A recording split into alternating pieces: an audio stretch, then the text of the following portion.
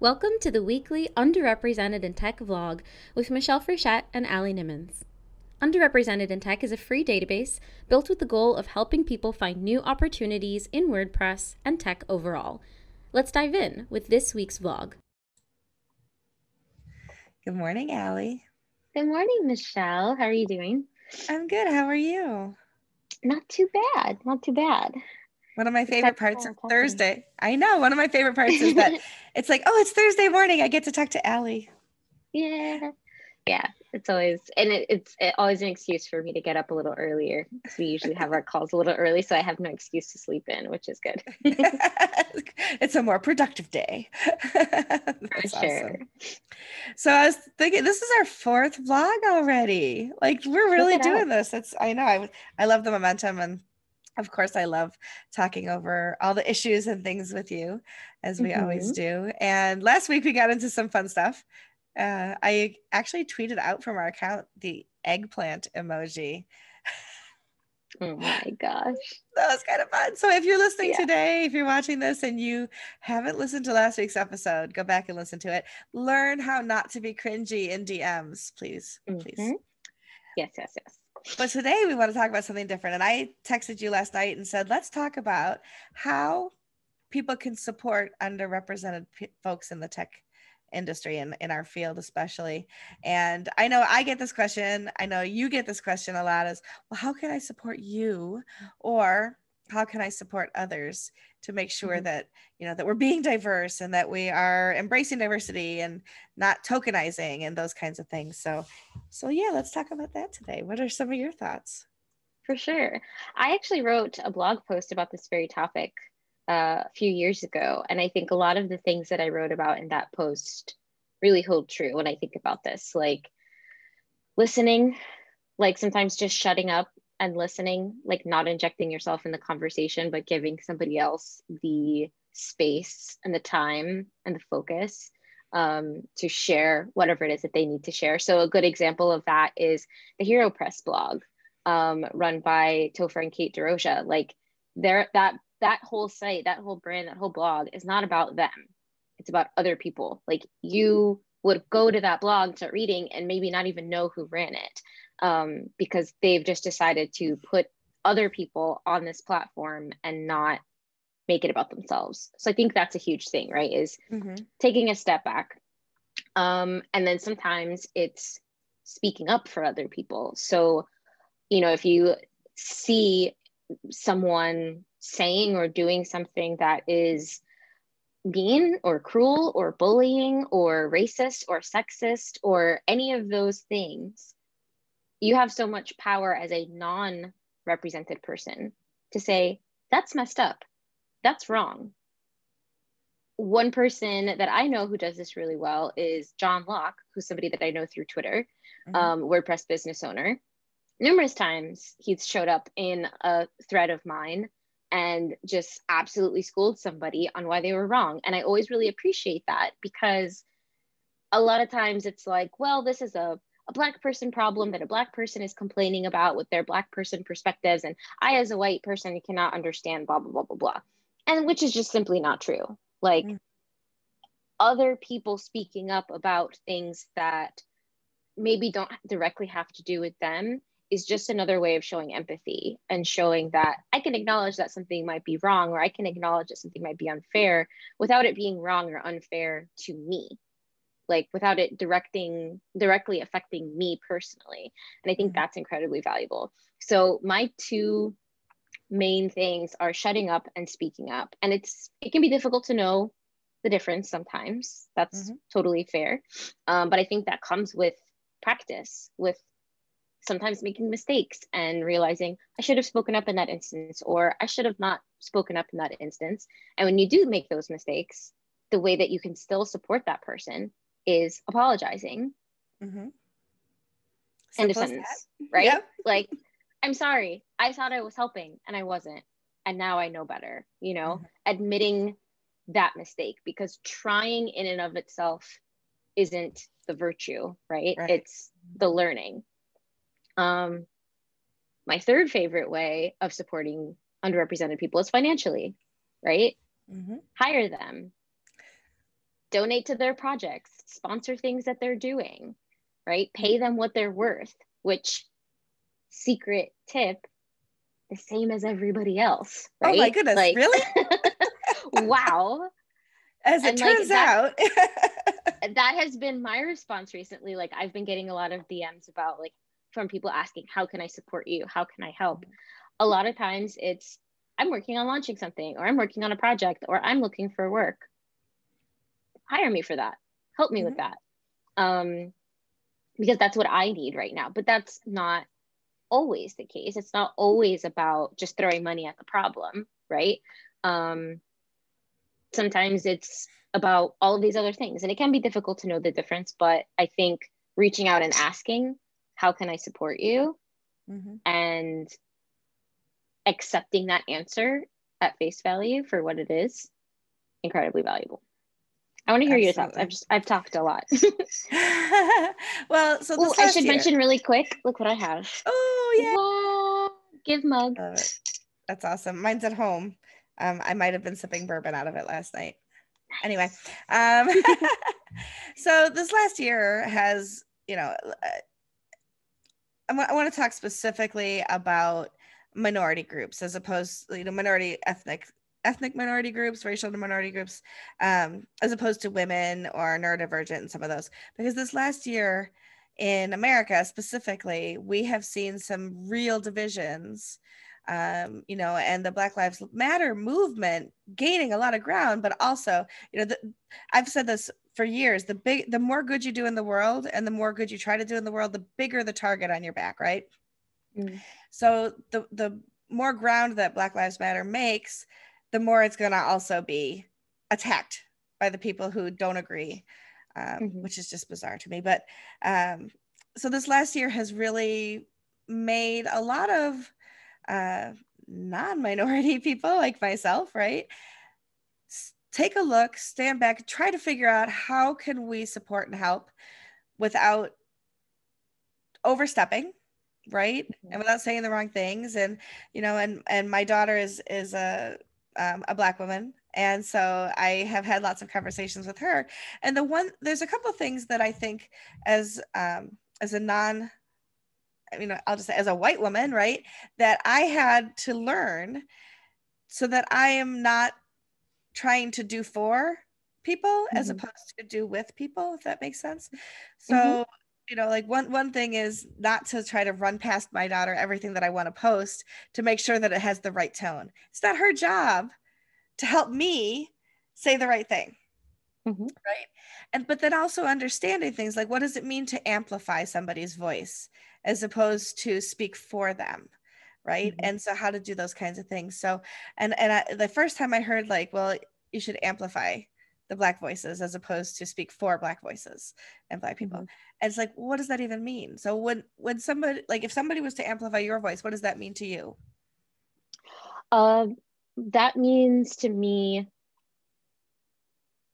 sharing, essentially, at the root of it, right? Like sharing the things that I say, sharing the things that I post, sharing my project, sharing my work, recommending me. If somebody's like, hey, I'm looking for such and such a person, and if that falls into what I do, recommending me, right? Like pushing me forward and giving me that little bit of extra help, because then you're kind of putting your stamp of approval on that person, right? We live in a very cliquish industry where it is all about who you know and how you feel about each other and stuff like that. People take that very much to heart, where it's like, oh, I'm much more likely to hire this person because my friend has recommended them, rather than because their credentials are XYZ, blah, blah, blah.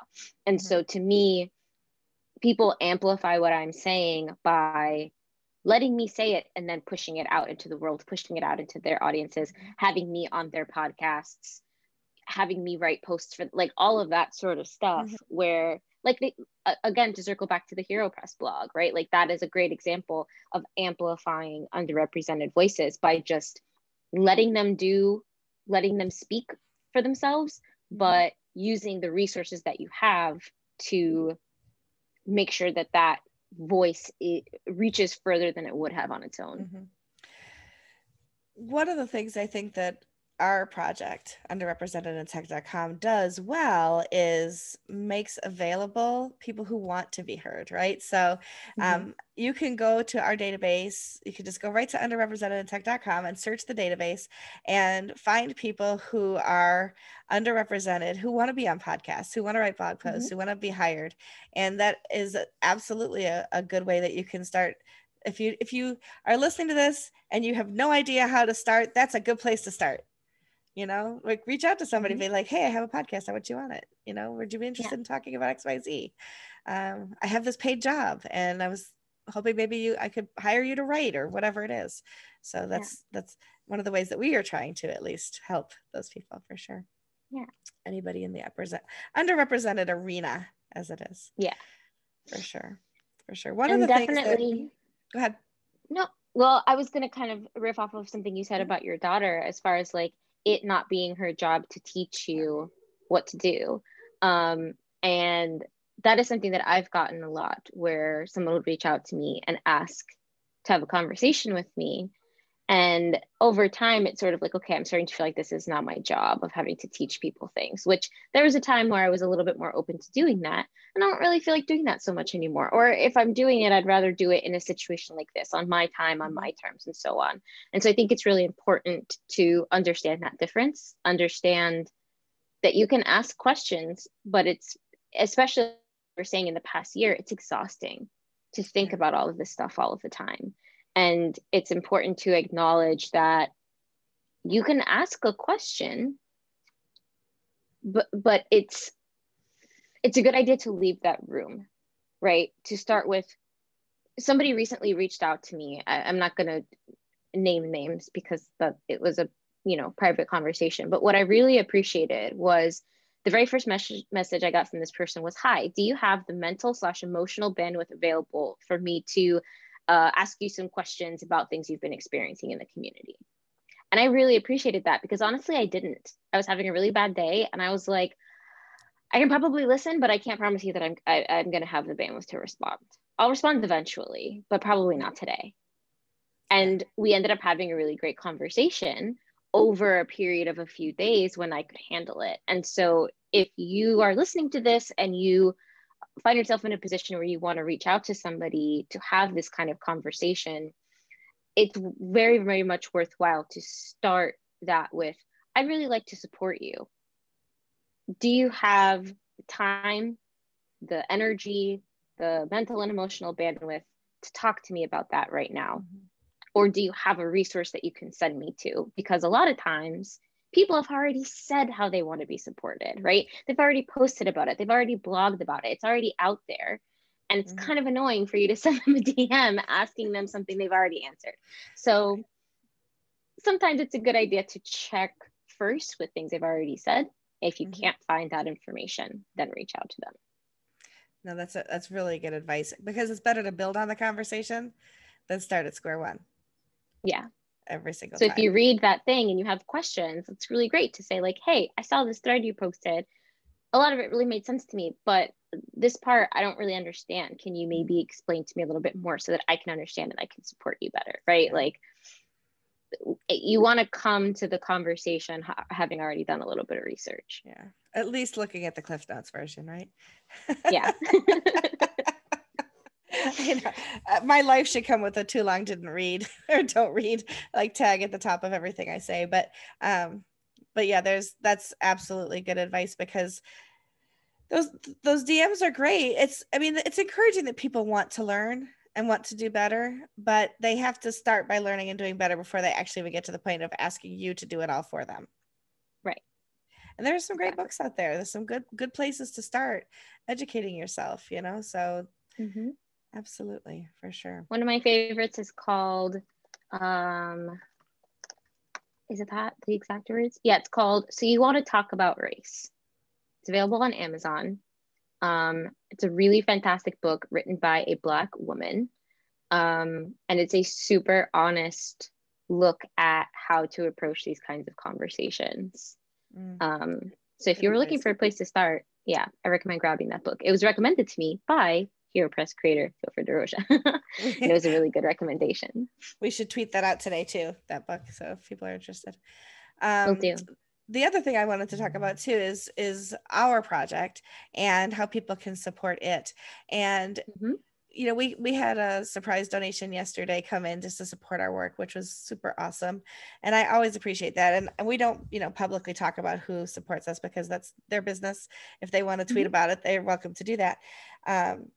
But that's not anything we expect. We don't expect to be financially compensated for the work we're doing. And when somebody does want to appreciate us that way, it's always welcome. Of course it is, but we don't solicit for that. There are so many ways people can support our project, and primarily that's by, number one, if you want to be in the database and you are underrepresented in technology, join our database. It's 100% free and we would love to have you in it. But the other is not only searching our database and supporting the people within it, but spread the word about us. If you like our vlog, share our vlog. If you like our tweets, share our tweets. If you hire somebody or work with somebody that you've met through our database, tell us about it, tweet about it, talk about it, because, you know, we don't want to be a hidden gem. We want to be, you know, the diamond that's standing out and, you know, kind of just amplifying the voices and the work and just the amazing people that have joined our database so far. Absolutely. But, yeah. So we always appreciate that kind of support. Any support is good. We always appreciate it for sure. Absolutely. Anything else you want to add today? Well, we do have one other way that you can support us, and do tell. We want to mention this again. This is not something that we are soliciting, but it's something that people have reached out to us for. People have requested from us, that we have heard a need for and a request for, and so we've decided to offer services, right? Services from Michelle and myself. So if you go to our website, underrepresentedintech.com/services, it's also in the menu at the top of the page. We're offering a couple of services. The base of that is a pick our brains session. So if you want to have a conversation with me or Michelle or me, I was trying to say me or myself, and then I said me or Michelle. Me or Michelle or both of us, depending on our availability, we'll have a conversation with you about whatever it is that you might be struggling with. This is a no judgment zone. This is a ask those uncomfortable questions. You know, and it's all confidential. I mean, we're not going to be telling everybody that you had questions and you met with us. No, not at all. Super private, very targeted toward your needs, whether those are like individual needs or for your business or for your project, whatever that might be. And then we have some larger things. So a recruiting audit, where we look at your recruiting page, whether that's for a job opportunity that you have, or maybe you're looking for podcast guests or whatever that might be, looking at that material that you have out there and giving you some help to improve it. And that comes with a audit that you can actually have and look at and refer back to as you implement those improvements. We have a marketing strategy package where we review your social media marketing for those opportunities and provide some helpful insight, as well as writing some social media content for you. And then we have a combination of those last two things. So a recruiting combo that has the audit and the marketing strategy packaged inside. So all of that is on our website. You can read about it and get in touch with us. And yeah, these are things that we have been asked about and asked to do. And while we love helping other people, our time is also very valuable, and the skills that we have are very valuable.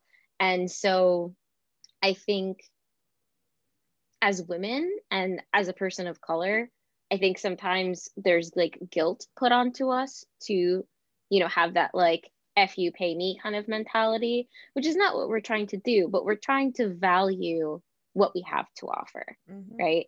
And so I might be over exploiting this a little bit, and that's the internalized like imposter syndrome coming out. But yeah, this has really not a whole lot to do with the actual database itself, right? This is me and Michelle offering services to people who might need them. Right. The database, to be in the database, to search the database, it is free. It will always be free. We have committed that to each other and to the whole community. We will Yeah. never charge anybody to be in the database or to search the database, because even charging to search the database taxes underrepresented people, because not everybody is going to pay to search it. So we want that always to be free. But if people do want to pick our brains and have us do some work with them or for them, we actually do need to charge for that, just because our time is valuable, as you said. So those are absolutely separate things, but they are all under the same umbrella of increasing the diversity in our community by helping those underrepresented people be represented. Go figure. Exactly. Cool. Awesome. Yeah. So that is another way that you can support us if you were looking to. Absolutely. That's awesome. Well, this is, as always, this is great. Looking forward to getting this published today and sharing this out with the world. And if you all have questions, if there's topics you think that we should cover, we're always open to that. And I think there's always going to be topics that can come up, but some weeks we're like, what are we going to talk about this week? And so if there's things that you have that you want us to talk about, DM us on Twitter or through Slack or email us or whatever. I think people pretty much know how to get in touch with us. You can always, and if you're watching this on our website, just fill out the contact form on our website and send us any information. I don't know. We haven't talked about this, but I'm not opposed to having guests on occasionally too. If people want to come and join us, if they have a burning question or an area of expertise. So let us know that too, if you're interested in contributing to the conversation that way. Absolutely. Yeah. Awesome to talk to you as usual. As always, love it. And we'll see everybody next week on our vlog. Bye. Thanks for listening. We'll be back next week with a new vlog. Until then, find us on Twitter at underrepresented, add yourself to or search our free database at underrepresentedintech.com.